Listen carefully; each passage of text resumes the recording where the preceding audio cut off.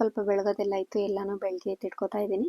ಇನ್ನು ರಾತ್ರಿ ಊಟಕ್ಕೆ ಏನು ಮಾಡೋಣ ಅಂತ ಅನ್ಕೋತಾ ಇದ್ದೆ. ಸೊಪ್ಪಿತ್ತು, ಹಾಗಾಗಿ ಪಾಲಕ್ ಸೊಪ್ಪು ಮತ್ತು ಮೆಂತ್ಯ ಸೊಪ್ಪನ್ನ ಬಳಸ್ಕೊಂಡು ಮಸಪ್ಪನ್ನ ಮಾಡೋಣ ಅಂತ ಹೇಳಿ ಮಾಡ್ಕೋತಾ ಇದ್ದೀನಿ. ನಾನು ಸಾಮಾನ್ಯ ಯಾವಾಗಲೂ ಸೊಪ್ಪನ್ನ ಸಪ್ರೇಟಾಗಿ ಬೇಯಿಸ್ಕೊತಾ ಇದ್ದೆ. ಅಂದರೆ ಸೊಪ್ಪನ್ನ ಮಾತ್ರ ಸಪ್ರೇಟ್ ಪಾತ್ರೆನಲ್ಲಿ ಬೇಯಿಸ್ಕೊಂಡು ಮಿಕ್ಕಿದ್ದನ್ನೆಲ್ಲ ಕುಕ್ಕರ್ನಲ್ಲಿ ಬೇಯಿಸ್ಕೊತಾ ಇದ್ದೆ. ಇವತ್ತು ಏನು ಮಾಡೋದಕ್ಕೂ ಇಂಟ್ರೆಸ್ಟ್ ಇರಲಿಲ್ಲ, ಹಾಗಾಗಿ ಒಂದೇ ಸರಿ ಮಿಕ್ಸ್ ಮಾಡಿ ಕುಕ್ಕರ್ನಲ್ಲೇ ಬೇಯಿಸ್ಕೊಳ್ಳೋಣ ಅಂತ ಮಾಡ್ಕೋತಾ ಇದ್ದೀನಿ. ಸಾಮಾನ್ಯವಾಗಿ ಸೊಪ್ಪನ್ನ ಕುಕ್ಕರ್ನಲ್ಲಿ ಹಾಗೆ ಮುಚ್ಚಿ ಬೇಯಿಸಬಾರ್ದು ಅಂತ ಹೇಳ್ತಾರೆ, ಹಾಗಾಗಿ ನಾನು ಸಪ್ರೇಟಾಗಿ ಬೇಯಿಸ್ಕೊಂಡು ಮಾಡ್ತಾ ಇರ್ತೀನಿ. ಮಸಪ್ಪನ್ನ ಮಾಡೋದಕ್ಕೆ 1-2 ಸ್ಪೂನಷ್ಟು ತೊಗರಿಬೇಳೆ ಹಾಗೆ ಒಂದು ಸ್ವಲ್ಪ ಮಸೂರ್ ದಾಲ್ನು ಹಾಕ್ಕೊಂಡು ಸೊಪ್ಪನ್ನ ಚೆನ್ನಾಗಿ ತೊಳ್ಕೊಂಡು ಹೆಚ್ಕೊಂಡು ಅದನ್ನು ಮಿಕ್ಸ್ ಮಾಡ್ಕೊತಾ ಇದ್ದೀನಿ. ಖಾರಕ್ಕೆ ತಕ್ಕಂತೆ ಹಸಿಮೆಣಸಿನ್ಕಾಯಿ ಹಾಗೆ 1-2 ಟೊಮೊಟೊ, 1-2 ಈರುಳ್ಳಿ, 8ರಿಂದ 9 ಬೆಳ್ಳುಳ್ಳಿ ಹೆಸರು, 1 ಸ್ಪೂನಷ್ಟು ಜೀರಿಗೆ ಹಾಗೆ ಕನ್ಸಿಸ್ಟೆನ್ಸಿಗೆ ತಕ್ಕಂತೆ ಸ್ವಲ್ಪ ನೀರನ್ನು ಹಾಕ್ಕೊಂಡು ಕುಕ್ಕರ್ನ ಬೇಯಿಸೋದಕ್ಕೆ ಇಟ್ಕೊಂಡೆ. ನಾನು ಮೊಸರನ್ನ ಸಾಮಾನ್ಯವಾಗಿ ಮನೆಯಲ್ಲೇ ಮಾಡ್ಕೋತೀನಿ, ಅಂದರೆ ಹೆಪ್ಪಾಕಿ ಹಾಲು ಹೆಪ್ಪಾಕಿ ಮಾಡ್ಕೋತೀನಿ.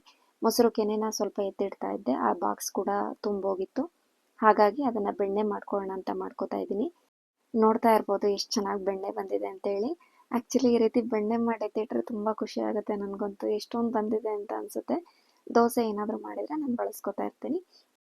ರಾತ್ರಿ ಮುದ್ದೆ ಜೊತೆ ಸ್ವಲ್ಪ ಅನ್ನ ಬೇಕಲ್ವಾ, ಹಾಗಾಗಿ ನವಣಕ್ಕಿನ ಸ್ವಲ್ಪ ತೊಳೆದು ವಾಶ್ ಮಾಡಿ ಎತ್ತಿಟ್ಟೆ.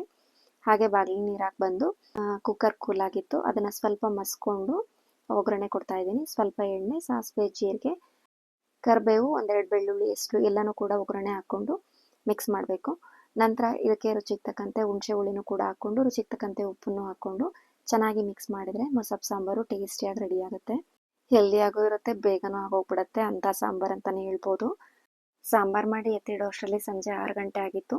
ದೀಪ ಹಚ್ಚಿ ಬಂದು ಸಂಜೆ ಸ್ನ್ಯಾಕ್ಸ್ಗೆ ಸ್ವಲ್ಪ ಕಾರ್ ಮಾಡ್ಕೊಳ್ಳೋಣ ಅಂತೇಳಿ ಬೇಯಿಸೋದಕ್ಕೆ ಇಟ್ಕೋತಾ ಇದ್ದೀನಿ. ಇದಾಗಿತ್ತು ಇವತ್ತಿನ ಮಿನಿ ಬ್ಲಾಗ್. ಯಾರಿಗೆಲ್ಲ ಇಷ್ಟ ಆಗಿದ್ರೆ ಪ್ಲೀಸ್ ಲೈಕ್ ಮಾಡಿ, ಫಾಲೋ ಮಾಡಿ. Thank you.